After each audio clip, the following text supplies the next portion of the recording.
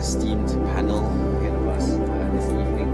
The context is obviously, I'm sure most of you would have read or watched the address by President Trump, barely an hour and a half.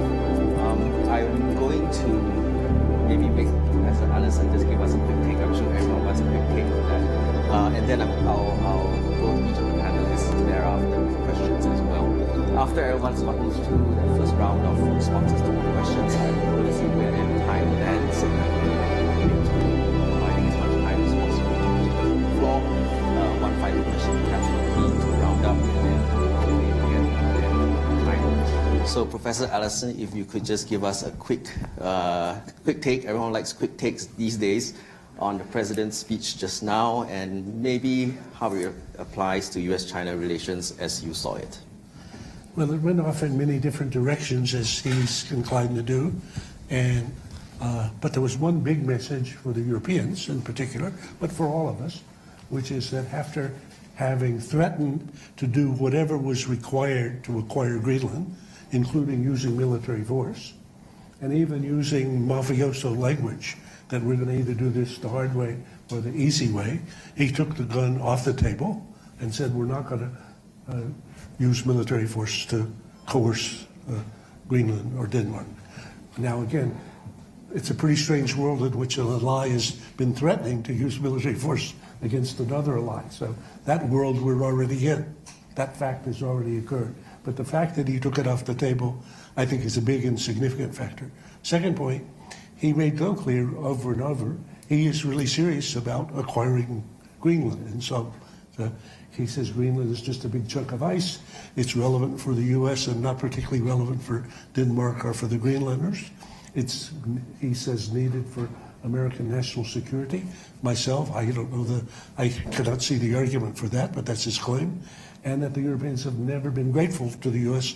for all the things that we've done for them. And then he has a litany about the fact, which is roughly correct, that the U.S. has essentially been the defensive shield for Europe ever since World War II, and the Europeans have been free riders to some considerable extent.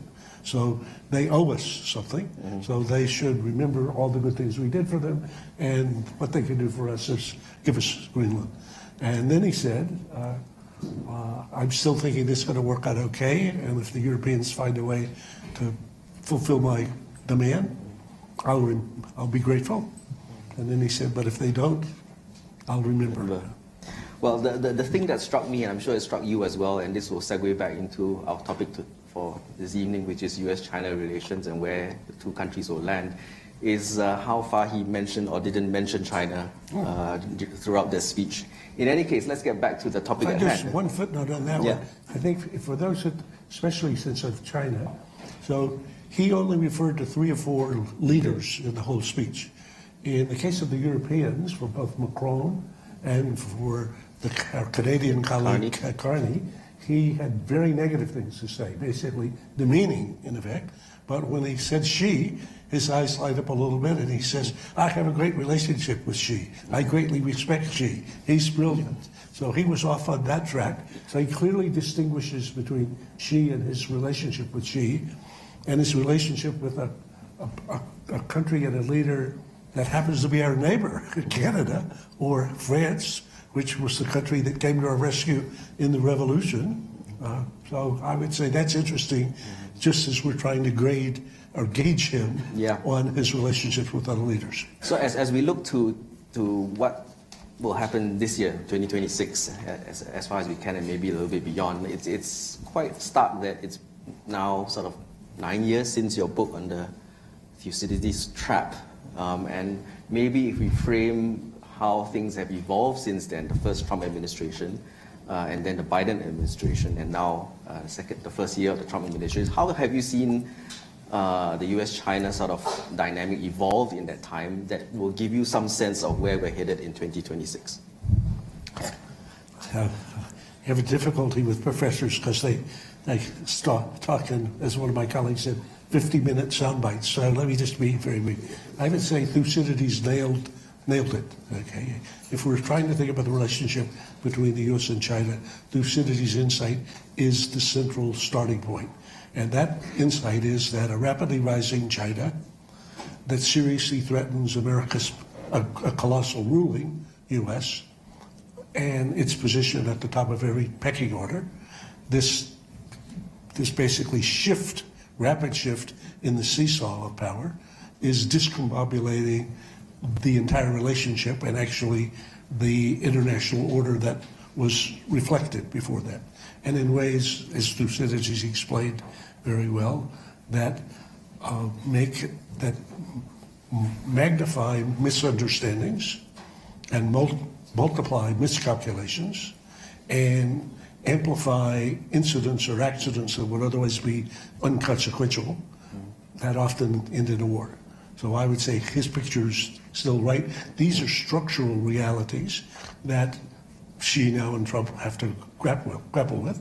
And the promising thing in this context is that Trump understands war is terrible. Again, that's a good thing for a president to understand. And nuclear war is really, really, really bad. And that's a good thing for a president to understand. So that's basically coming into a world in which two parties who can't have a war that might destroy themselves will have to find some other way. And I would say that's a promising start. The thing is, so much has changed, even if you talk about it at a structural level in the last 10, 15 years. And this is where I want to bring in Senator Coons. You've been in the Senate since 2010. You've seen how the relationship has evolved in the last 10, 15 years. Give us a sense, too, of how you yourself have seen that and where you think the road lies ahead. You've spoken about the need for both parties to coexist, to compete at the same time, but also to cooperate. Are you still optimistic that that is possible? And do you think, in the U.S. Senate and administration and beyond, that there is hope of a bipartisan sort of support for the three things that you spoke about? Well, thank you.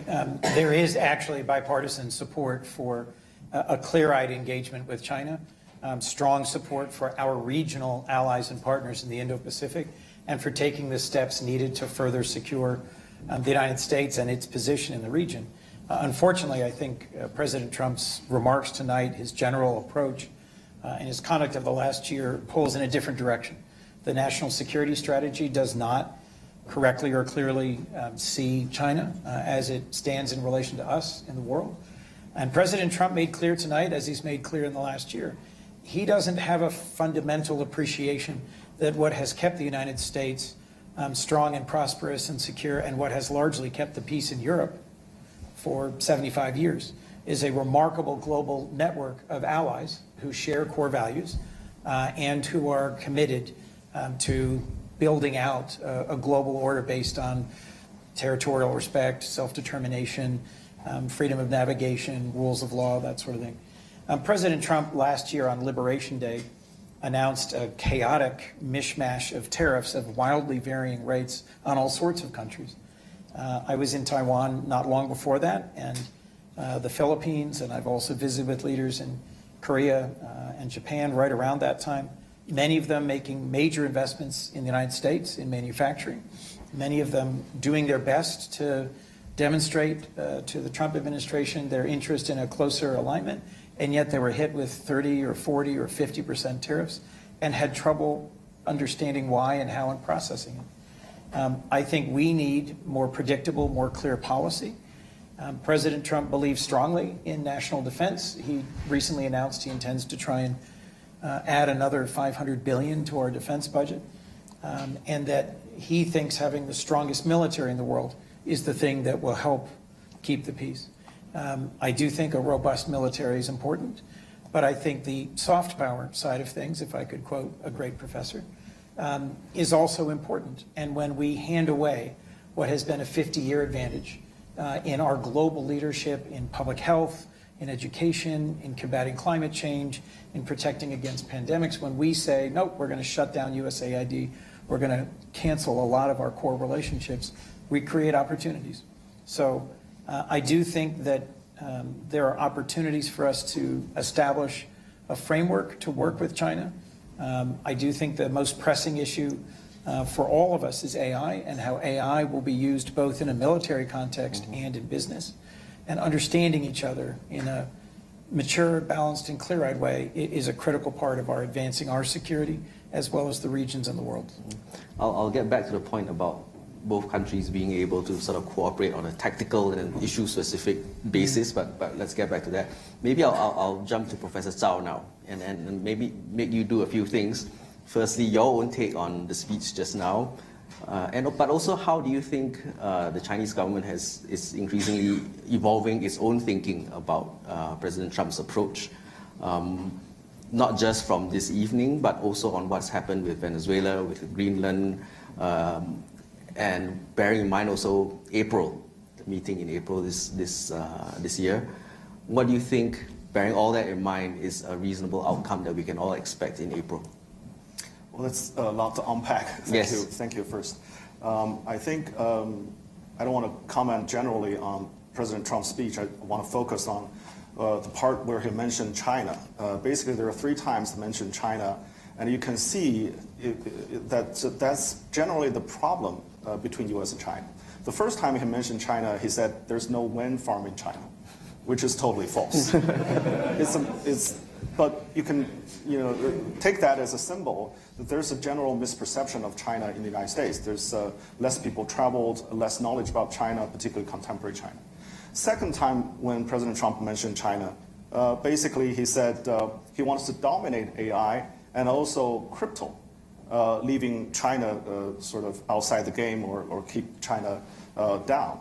So that's the second problem, where China believing win-win cooperation, the United States only believe in zero sum.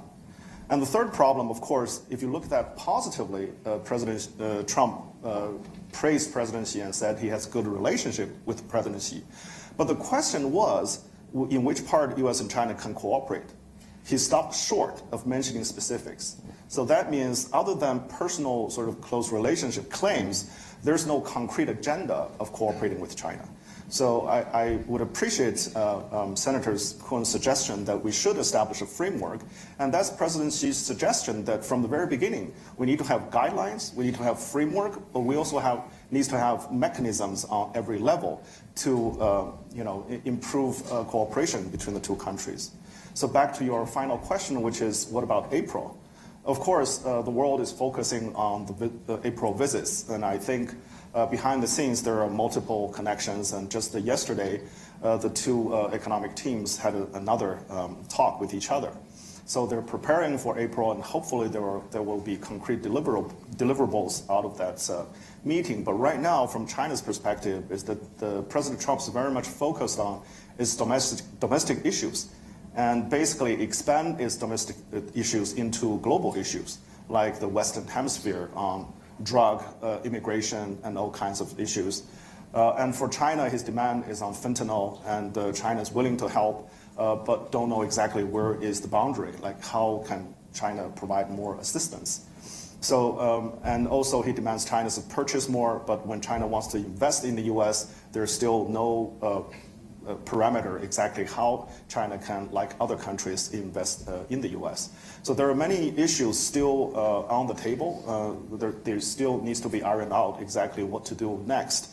But I think people's hopes are up, and because next year, other than April, there will be other opportunities for President Xi to visit the U.S. and also G20, APEC. So hopefully this continuous dialogue between the 2 top leaders will maintain at least the stability of the bilateral relationship. And on top of that, we can improve our strategic reassurance and having more trust between the 2 countries. You know, the gentleman next to you, Ambassador Rudd, you have one of the most intriguing and varied experiences as far as the U.S. and China are concerned, and U.S.-China relations even sitting from where you are now. And by April, you'll probably be, in case you don't know, be observing things from a different perch.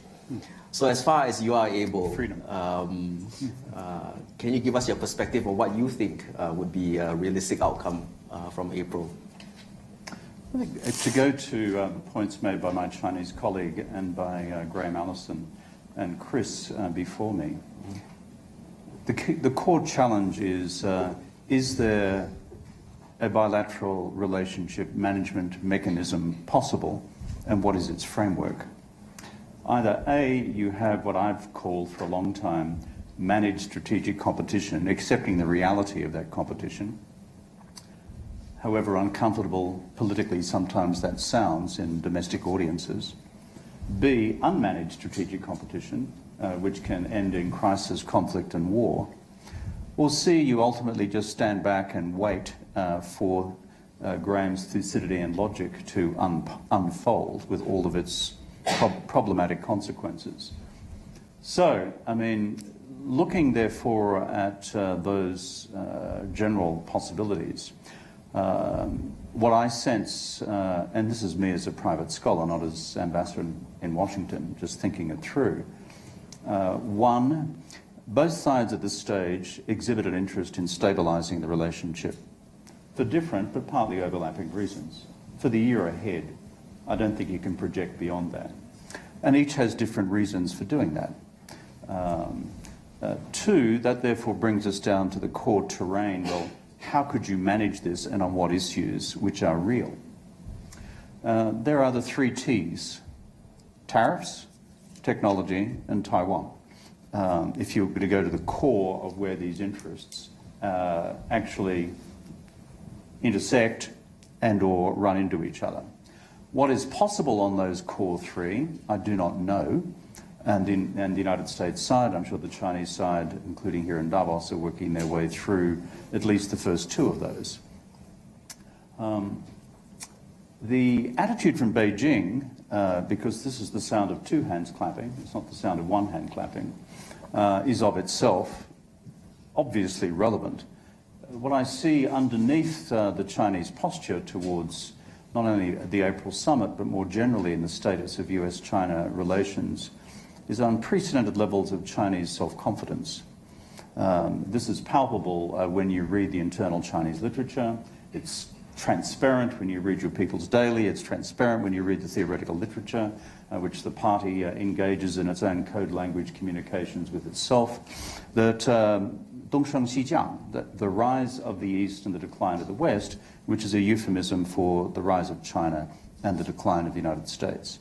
So whereas China is in search of a stabilization arrangement, it actually in its own internal political literature believes it's prevailing in this competition at present.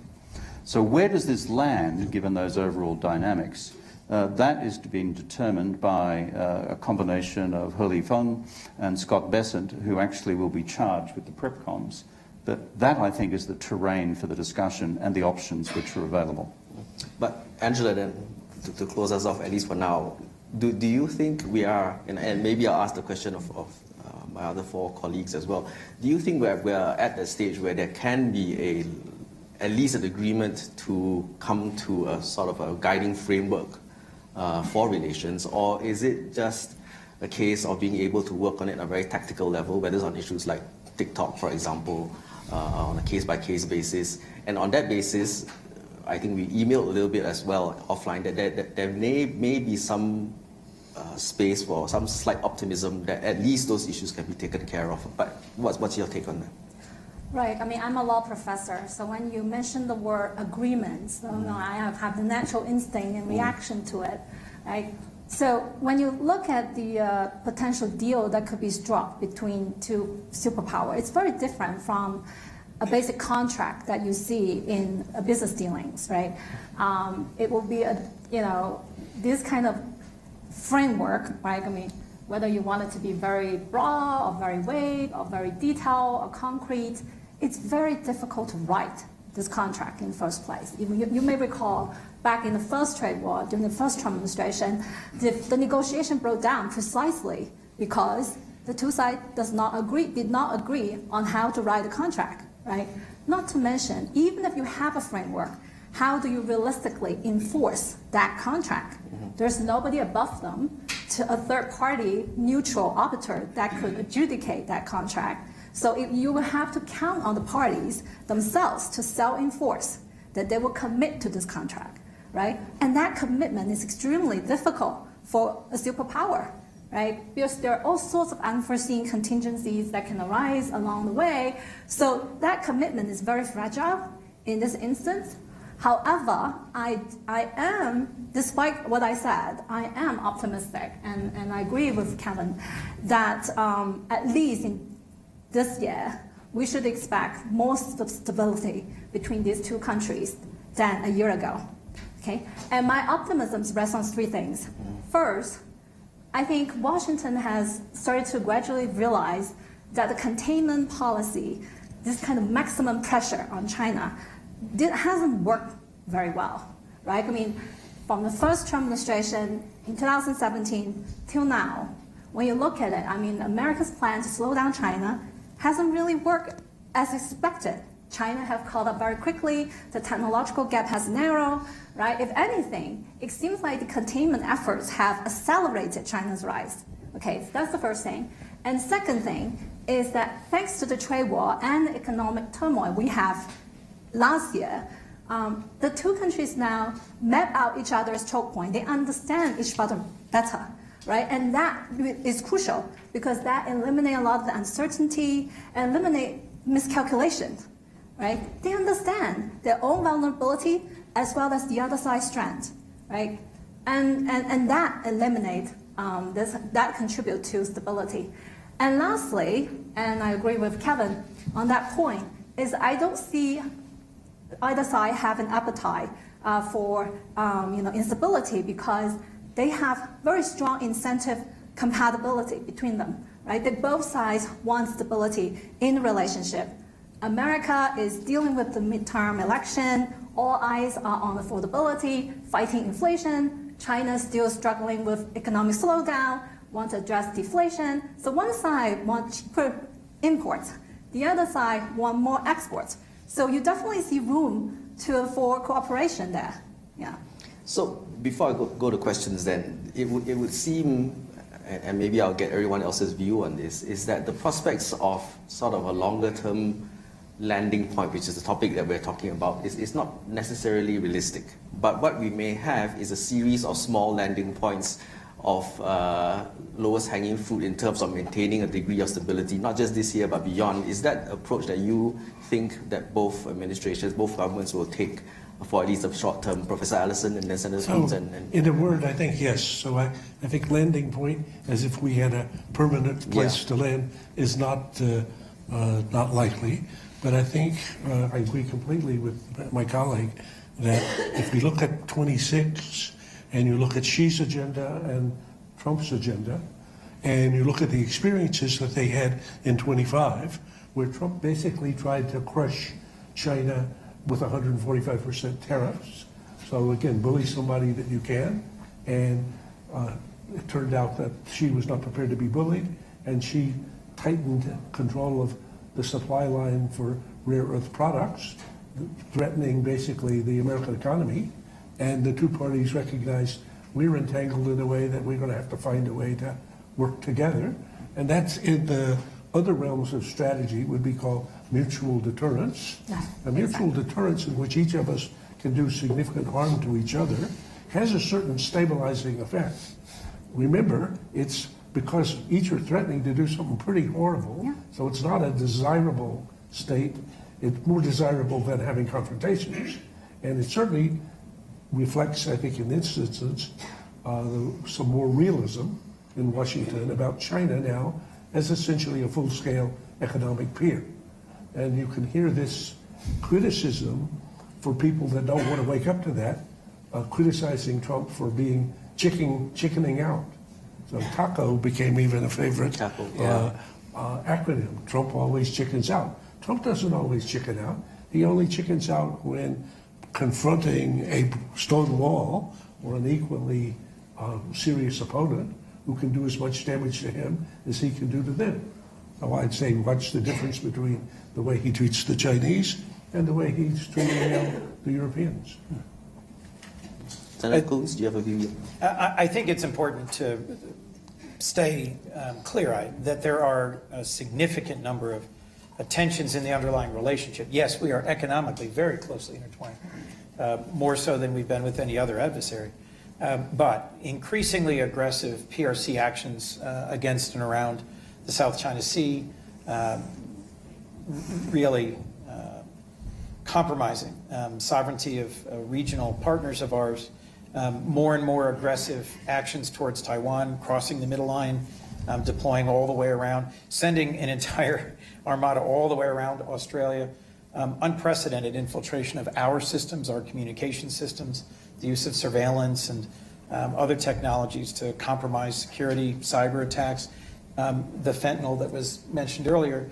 There's a whole range of things that are irritants in the relationship. We could stabilize it if there were actions to reduce the irritants. I didn't even mention decades of intellectual property theft. We have had a tense and difficult relationship, partly because we have fundamentally different political systems, and partly because we've been at different stages of development. We are now economic peers and increasingly security peers. I'm always mindful that Xi Jinping has directed the PLA to be ready to take Taiwan by force if necessary next year. The United States has invested a huge amount in modernizing military platforms that are specifically relevant to conflict in the Pacific. PRC is engaged in massive modernization across every possible domain, from space to nuclear to air to naval. And we need to do more to avoid that conflict. I don't think we've deconflicted the possibility of accidents. When I was last flying over the South China Sea with Senator Ricketts on a bipartisan trip, it is clear that there is constant tension and risks for misunderstandings and mistakes, and there aren't enough lines of communication between our militaries. There aren't enough lines of understanding between our political leadership. There is widespread grievance on the part of Americans about the economic consequences for our middle class of globalization. Some of this is China's fault, much of it is not. But it nonetheless drives a political narrative here in the United States that means we are investing heavily in both trying to bring manufacturing back to the United States and being able to be clear that if there is a conflict to come, that we want to be prepared to win it. So we've got a lot of challenges. If we're going to try and find clear-eyed accommodation, lines of communication, the one that is most currently pressing is in the area that Kevin mentioned. We've talked about tariffs, we've talked about Taiwan a bit, but technology. AI is fundamentally changing how our world is, how work is, and if we've had a political earthquake in the United States because of globalization and the loss of middle-class jobs that has produced political anger, AI is going to accelerate that dramatically. So China has the advantages of energy, data, and skill, talent that make them at least a peer competitor in AI. We have chip design and chip manufacturing. This makes Taiwan doubly important. But as we race towards a world where AI is critical for everything, from commercial productivity to defense and intelligence and surveillance, I support actions that restrict the speed with which China can take advantage of new AI models and technologies in order to threaten the United States and its core interests. Therein lies a very difficult thing to manage with the PRC. And if President Trump hands away the partnerships that we have built over decades with our allies and partners, I think we will live to regret it as a country. Professor Zhao, I was going to ask you, would you like to respond to some of the things that he said? Yeah, I'd like to, let me say, with all due respect, I wanted to talk about the whole story because maybe from, Senator, your American perspective, China is aggressive, assertive. But in many ways, China has been challenged. As you know, you just recently visited Taiwan. Taiwan's domestic political environment is worsening, and their repression of freedom of speech and arresting of people who dare to speak against the current ruling party within Taiwan. And also, China's response is always after when the pro-independence leadership in Taiwan trying to push forward with very radical agenda, which is a threat to both U.S. and China security. So I think for both of us, we can reach certain, create certain mechanism, reach certain strategic reassurance to maintain peace and stability in the region. But the precondition is that we need to also keep an eye on what they're doing within the island and trying to upset that possible agreement between the two of us. And also in terms of Philippines, we had agreement with the previous government. The new government basically tear up the agreement, and that's why China has been moving forward, trying to deter further aggression. And also for other things you mentioned, I think in particular I wanted to mention AI, which is, again, this is not a zero-sum game. For me, this is, on the one hand, maybe a strategic competition like the ambassador mentioned, but I think this is a common challenge. with the progress, with the fast leap forward of AI power, and particularly with President Trump mentioned the establishment of data centers, there will be an AI that will threaten the common security of humankind, not just leaving the US outside or China outside. So I think at this particular moment, we should reestablish government, and also people-to-people talks on how to regulate AI, how to minimize its negative impact on both of our societies, and how to move forward with a constructive power of AI and try to control it. Kevin, before I turn the floor to questions, I'm sure you got responses and reactions to what you've heard so far. No, we Australians are naturally quiet and conservative in what we're saying. A few quick observations. One, I think we become obsessed in the collective West with endpoints as opposed to management mechanisms on the way through. It's a problem of Cartesian logic. I think we're drawn towards Kantian idealist solutions as opposed to how we manage the pragmatic world on the way through. That's the first point. The second is, if we look therefore at what we're dealing with in the reality of US-China relations at the moment, we cannot mask the underlying fundamental differences in national interests which are here in the real world. I mean, number one, due deference to Zhao, Xi Jinping is not a status quo politician. He's not a 保护现状. Look at it domestically, look at it internationally. He wants to change the game. Number two, in terms of US-China relations, what he wants in the Indo-Pacific is for China to have a balance of power in the Indo-Pacific which advantages China rather than the current arrangements which advantage the United States. Number three, he does want to take Taiwan. That's clear. It's in the party's doctrines, in the political literature. It's every day and every week in the People's Daily and everywhere else. Number four, he wants to win the technology race in relation to the United States. You read the internal literature, it's very clear on that. In particular, on the 5 to 10 enabling technologies, of which the crown jewels is artificial intelligence. And on top of that, he would like to prevail in the foreign policy narrative across the world as being the responsible force for globalization, both in the global south but also more broadly. The United States, with the exception of the last one, perhaps, disagrees with each of those propositions under administrations of both persuasions. Therefore, that's the strategic reality we're dealing with. So I go back to my proposition. Endpoints in trying to achieve a magical consensus about those will not happen. You can either have a management mechanism which reduces the risk of crisis, conflict and war on the way through, anchored in deterrence, and as Graham said, from the Chinese lens, mutual deterrence perhaps, but certainly from the US and allied perspective, deterrence in order to preserve the strategic status quo, management mechanisms around core interests, South China Sea, East China Sea and Taiwan plus, as well as working out where you can collaborate and have no holds barred competition in the rest. And a mechanism, a machinery, perhaps between Hurley Fung and Scott Bessent, and perhaps adding their national security officials who have comparable status in both systems to manage issues as they arise.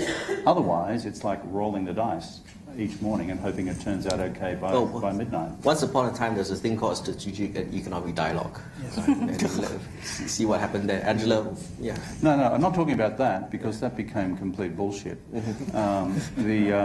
It's just true. I mean, it just became so, it was bigger than Ben-Hur. For these things to work in Kissinger's day, who many of us knew, these things were done narrowly with a core group of officials who were strategically literate, capable of affecting decisions.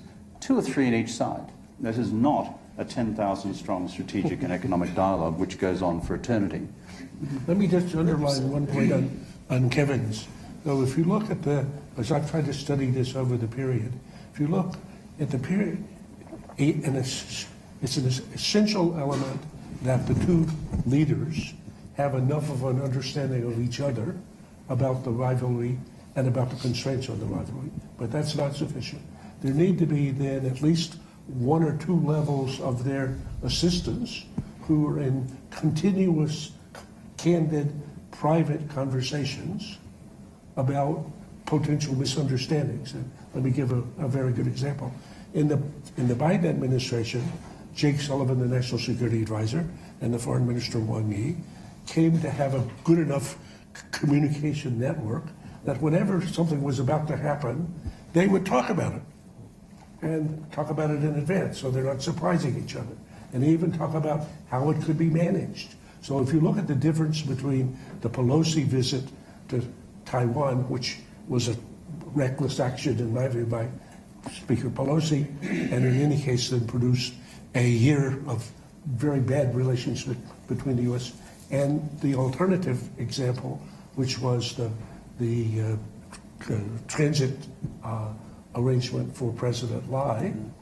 In the second case, the two governments privately talked in advance about how this could be disturbing to the two big guys, understanding that for them, President Lai and Taiwan is a threat to produce an incident that would produce something that they don't want. So that's called diplomacy in a world that works well, and unfortunately that has been slowed developing in the current relationship. Yeah, I just have a very quick reaction to the other speakers here. What I observe in the U.S.-China power dynamics is that extremely fluid, right? So one country's strength can become its weakness, and the other country's weakness can become its strength. Right?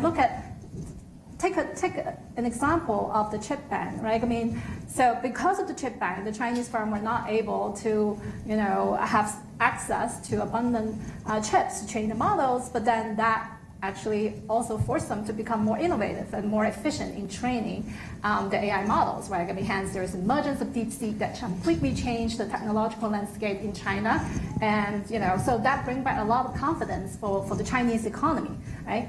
And very recently, the Trump administration decided to relax control of the H-200 to China, and despite a lot of criticisms in Washington, D.C., thinking, look, I mean, you are selling nuclear weapons to the Chinese, right? I mean, however, look at how the Chinese respond. The Chinese doesn't seem very keen to buy these chips anymore, right?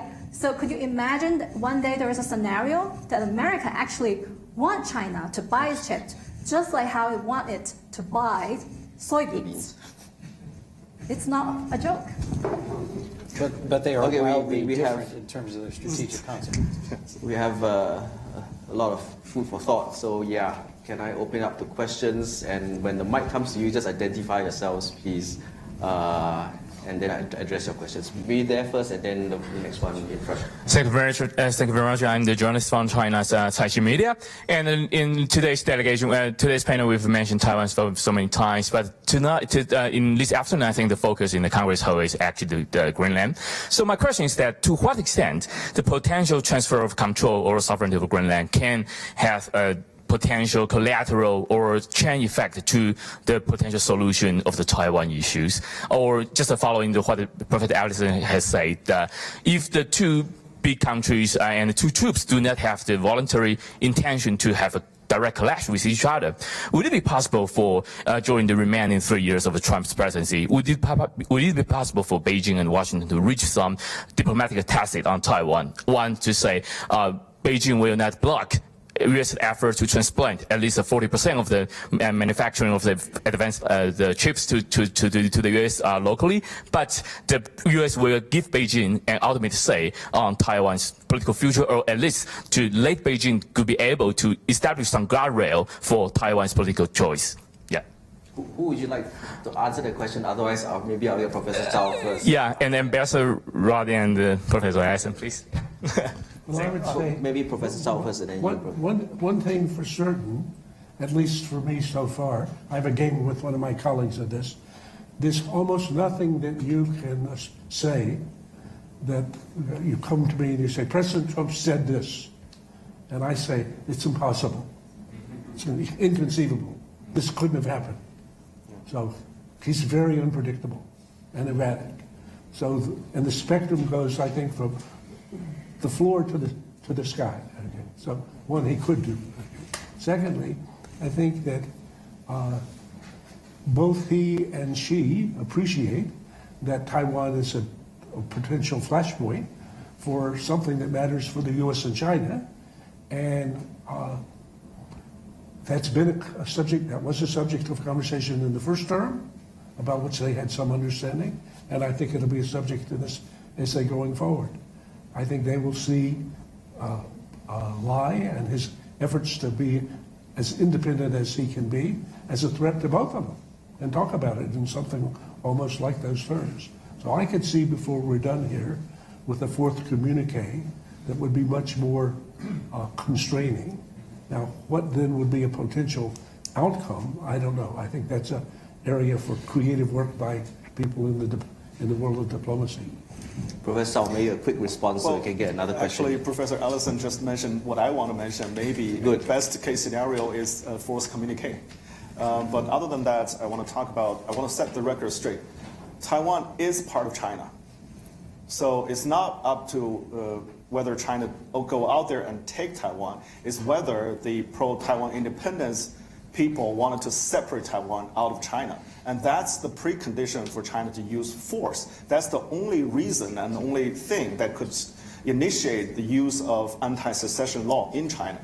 And all the documents, historical documents, point to and guarantee that Taiwan is part of China in terms of unified sovereignty. So I just want to say that. So because of that, whether previously when people wanted to use the precedent of U.S. kidnapping the president of Maduro from Venezuela, or the transfer of sovereignty of Greenland whatsoever, it's not comparable to the Taiwan issue because, again, this is not a separate entity, separate sovereignty issue. We actually have run out of time, so I'm going to ask you to ask the last question, but make it such that each one of them can respond to your question, because that will be the recap. That will be the summarizing, because we've only got 3 minutes left, so please go ahead very quickly. Namaskar and good evening. I'm Shan Pratap Singh from the Global Shapers New Delhi Hub.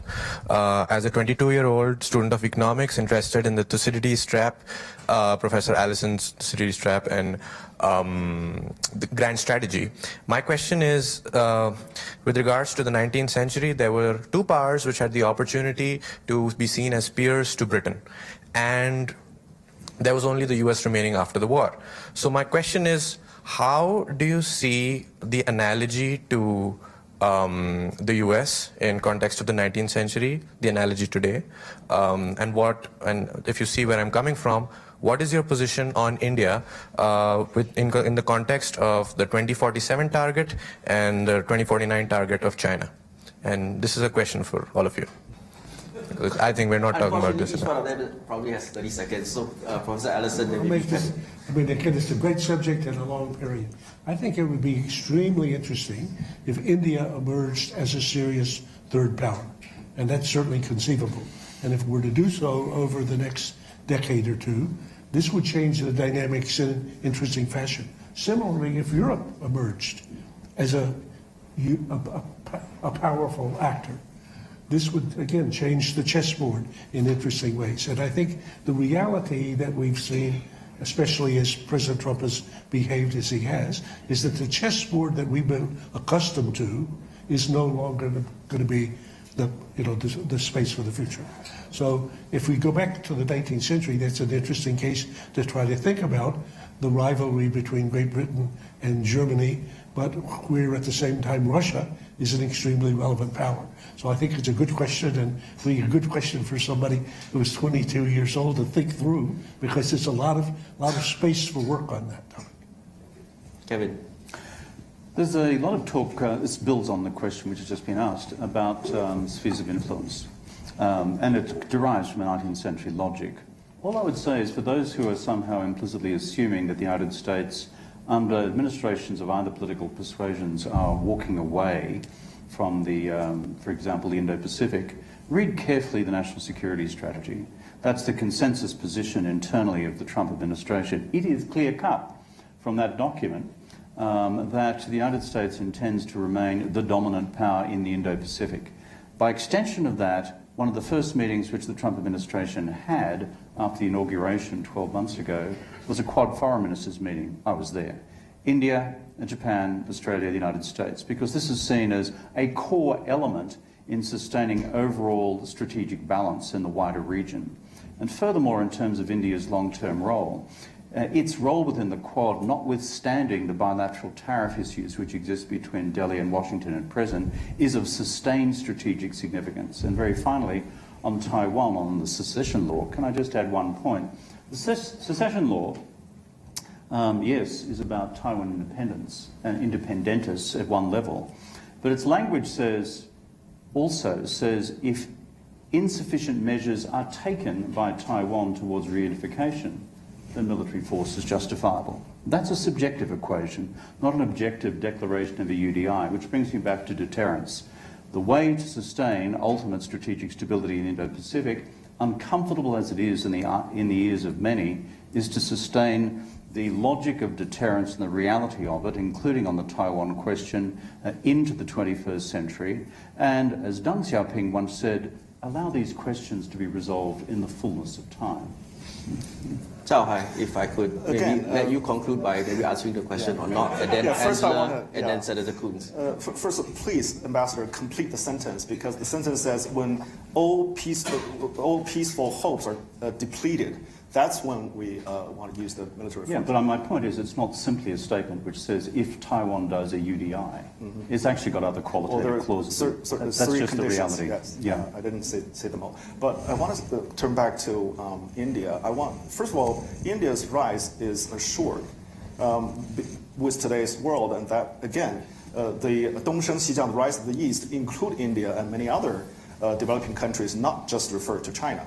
So when India is rising and becoming a responsible major power in the world, again, I agree with the professor that will change the power structure of the world for the better. Because BRIC countries, when we collectively rising and speak, representing the whole global South, I think that will change the global order and make it a better, fairer, and more inclusive order. And that's both, I think, India and China wishes. Angela? Professor, I will be very brief because we're running out of time. Professor Grant Allison, the book in 2017 has a provocative title called Destined for War. I would change that to summarize the theme of today's talk, Destined for Peace in 2026. Thank you very much. Senator Coons, you're going to have to top that. I'll briefly agree that the rise of India is a critical part of the strategic landscape of this century. And I'll agree that one area where there is urgency to the United States, China, and many other countries coming up with a set of guardrails and plans is how to manage AI in a way that reduces the threats to all of humanity and that unlocks its potential. We need to find ways to stabilize our relationship and ensure peace and security. In my view, that's been delivered for 75 years by a system and a set of rules.